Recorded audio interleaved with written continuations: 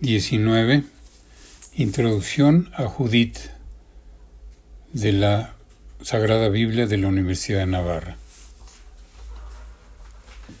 El libro de Judith es uno de los libros llamados deuterocanónicos del Antiguo Testamento, porque no forman parte del canon judío. Los manuscritos se conservan en texto griego, que se suele considerar traducción de un original semítico, hebreo o arameo. Nuestra traducción ha sido realizada a partir de ese texto griego. Algunas versiones, como la antigua traducción al latín, Vetus Latina, o la siriaca, proceden también del griego. Sin embargo, en la Vulgata de San Jerónimo aparece una traducción que es fruto de la revisión de antiguas traducciones latinas, teniendo a la vista un texto arameo. Inciso 1. Estructura y síntesis del contenido. El libro es un canto a la esperanza en Dios que no se olvida de su pueblo, especialmente cuando éste sufre, y que interviene en su favor cuando es invocado con rectitud de intención. Su contenido se puede dividir en dos partes. Primera parte. Los israelitas son acosados por un enemigo poderoso. 1 a 7,32. Se describe la campaña de un ejército poderoso que se dirige hacia Jerusalén y cuando está próximo a culminar su avance hacia ella, pone asedio a los israelitas en la ciudad de Betulia. Primero se narra cómo Nabucodonosor fue haciéndose temible gracias al potencial guerrero de sus tropas, y a continuación el impresionante avance de su ejército mandado por Holofernes, que se acerca a los israelitas mientras que ellos invocan atemorizados la protección de Dios. Cuando Holofernes se encuentra cerca de Betulia y está tratando con los jefes de sus tropas acerca del asalto de la ciudad, uno de ellos, Agior, el amonita, proclama ante sus aliados la grandeza del Dios de Israel. Por fin, el asedio impuesto a Betulia lleva a sus habitantes a una situación desesperada al borde de la rendición. Segunda parte. Dios confunde a sus enemigos por medio de Judith. 8, 1 a 16,25. Cuando la situación ha llegado a ser desesperada, Judith reza confiadamente y pide a Dios que la ayude a llevar a cabo lo que ha pensado para salvar a su pueblo. Su plan es audaz y peligroso. Sale de la ciudad y se dirige al campo enemigo. Ahí logra tener acceso hasta Holofernes, y éste, tras un banquete ofrecido a sus oficiales, cae rendido por el sueño, totalmente ebrio, momento que aprovecha Judith para cortarle la cabeza y llevarla en un saco a Betulia.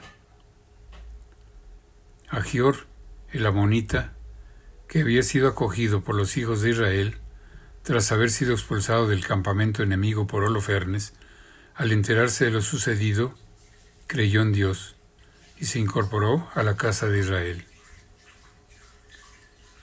El gran ejército que había dominado a muchos pueblos y había acosado a los israelitas se dispersó. El libro termina exaltando la figura de Judith, que después de subir a Jerusalén junto con todo el pueblo para consagrar a Dios su parte del botín, pasó en Betulia el resto de su larga y feliz vida, honrada y estimada por todo el pueblo. Inciso 2. Composición.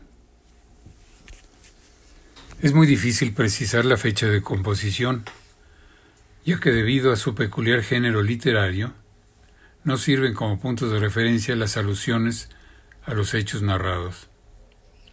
Por ejemplo, se habla de Nabucodonosor, rey de Nínive, reinante poco después de que los judíos hubieran regresado de la cautividad y reconstruido el templo, cuando en realidad Nabucodonosor fue rey de Babilonia y llevó ahí desterrados a los judíos.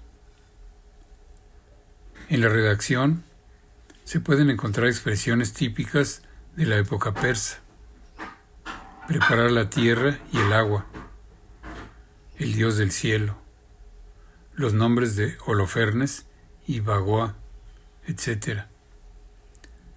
Pero también muchos elementos griegos: la jerusía de Jerusalén, el empleo de coronas, la alusión a un rey, Nabucodonosor divinizado, etc. Además, no resulta posible identificar plenamente el marco geográfico y muchos toponímicos del relato, entre ellos Betulia. No se trata pues de un libro histórico en el sentido que hoy damos a esta palabra. Su particular género literario está lleno de elementos simbólicos. La pequeña ciudad de Betulia, que resiste heroicamente, es símbolo de todo Israel. Judith, que significa la judía, joven y hermosa, piadosa e intrépida, personaliza al pueblo entero que se enfrenta audazmente, solo con su fe y su confianza en Dios, a sus enemigos poderosos en fuerza y en ciencia, simbolizados en Nabucodonosor y su lugarteniente Holofernes. La redacción del libro de Judith habría que situarla hacia la segunda mitad del siglo II a.C., en el contexto de la persecución de Antíoco IV, Epífanes y la Revolución Macabea. Inciso 3. Enseñanza. La clave teológica del libro se encuentra en la oración de Judith. El que ha querido seducir a Israel llevándolo a la idolatría es seducido y vencido. En cambio, los que son cumplidores de sus compromisos con Dios pueden contar siempre con la fidelidad del Señor como punto de apoyo. Todo el escrito transmite un mensaje de esperanza en el Dios de Israel que conduce a la historia de su pueblo. Judith simboliza la fe, mientras que Holofernes es prototipo de la fuerza. Judith no posee armas ni destreza en su manejo, pero no le falta energía gracias a su confianza en Dios. La confrontación entre ambos es paradigma del contraste entre los que confían en el poderío humano y los que esperan en Dios. Es la misma doctrina del Salmo 20, 8. Unos confían en sus carros, otros en sus caballos, nosotros el nombre del Señor, nuestro Dios. Judith es hermosa y prudente. Es pues figura de la mujer dotada de la sabiduría que proporciona la fe y la confianza en Dios que superan toda sabiduría humana, ya sea babilónica o griega. Pero es, sobre todo, figura de la persona piadosa, que es capaz de enfrentarse a las empresas más arriesgadas en favor de sus hermanos. A pesar de que la lógica humana llevaría a pensar que el mundo está a merced de los poderosos, el libro de Judith invita a pensar según la lógica de Dios de la que habla San Pablo. Dios escogió la necesidad del mundo para confundir a los sabios, y Dios eligió la flaqueza del mundo para confundir a los fuertes. Escogió Dios a lo vil, a lo despreciable del mundo, a lo que no es nada, para destruir lo que es, de manera que ningún mortal pueda gloriarse ante Dios. No obstante, la fe en Dios no excluye la necesidad de la colaboración humana. La derrota de los asirios, según el relato, es fruto del empuje, la iniciativa y la habilidad de Judith, y no de espectaculares intervenciones divinas. Ella pone inteligentemente todos los medios a su alcance, y Dios hace que triunfe en una tarea que humanamente no parecía tener ninguna posibilidad de éxito. Inciso 4. El libro de Judith a la luz del Nuevo Testamento. Ni el libro de Judith ni su heroína vienen citados explícitamente en el Nuevo Testamento. Sin embargo, sí hay una alusión muy significativa cuando Isabel se dirige a Santa María con el mismo saludo con el que Osías cantaba a Judith: bendita tú entre las mujeres. De esta expresión y de otras cualidades de Judith, resaltadas por el texto, la tradición de la Iglesia tuvo a Judith como tipo de María, ya que a lo largo de toda la antigua alianza, la misión de María fue preparada por la misión de algunas santas mujeres.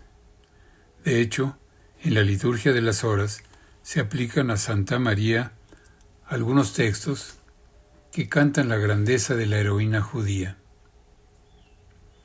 Como en otros escritos narrativos del Antiguo Testamento, los padres y los escritores eclesiásticos han visto en el libro de Judith un ejemplo de la providencia de Dios que no abandona nunca a su pueblo. También comparten con este escrito la visión de la elección preferencial de Dios por lo humilde, por lo que parece poco, para confundir a lo que parece mucho. Así, una mujer, más débil que el hombre en cuanto a su fortaleza física, es más fuerte por su valentía y su confianza en Dios. La figura de Judith es vista también como modelo de otras virtudes. Es ejemplo de coraje, de castidad, de oración confiada a Dios, y por su entereza final al rechazar a quienes la pretendían en matrimonio, es un modelo para las viudas que deciden vivir dedicadas a Dios. Fin del libro de Judith.